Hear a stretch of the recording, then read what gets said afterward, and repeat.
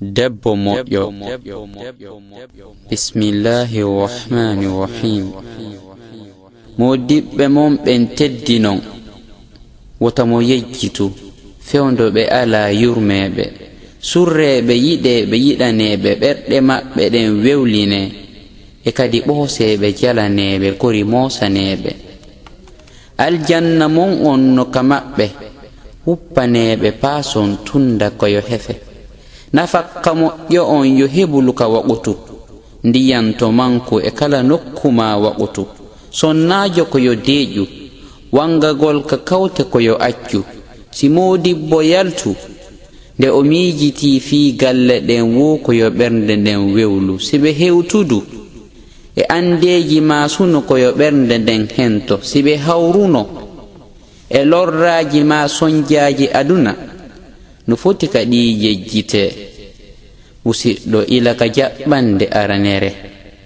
Galle ɗen wontana ɓe nokkure ka ɓe fawto, wano si ɓe hewtiti ndiyan naɓe ɓe looto. A galle a debbo, a galle ɗe debbo moƴƴo, moƴƴika l'islamu wonti yeeso.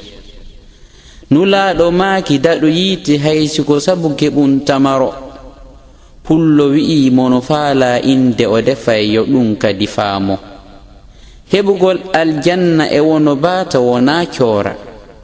Itto sadaka e kurka no moodi wona ko haɗa.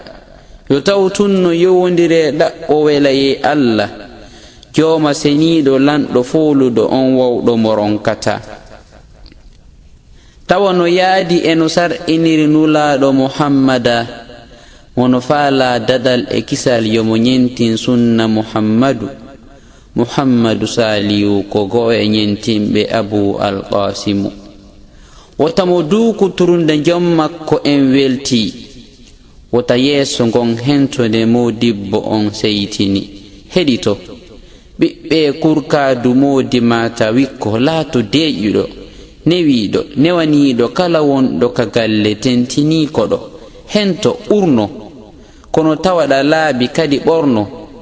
Konko laba kono wonande modi ma, siko yeeso janano tawatere ɓandu fop no wirni. Si feeñay yo taw ko newe pet e ngon yeeso, wota ruttu ɗum kadi ko tippude e sellungol. Wota mo furñitu gundoji modi mum, wota mo townanɓe kadi hito. Si ɓe gongi yo fop deƴƴu heɓa no ɓe huyloro. Musidɗo heɗo, jaɓu weltora kadi yo nanirɗe hento. Anda ko waɗɗima huutor.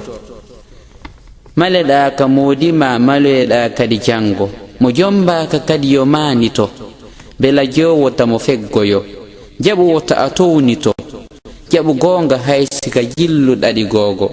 Yettore wodani jom senagol, jom karambol e yewtere on towuɗo, jom gandal, jom peewal ñeñiɗo.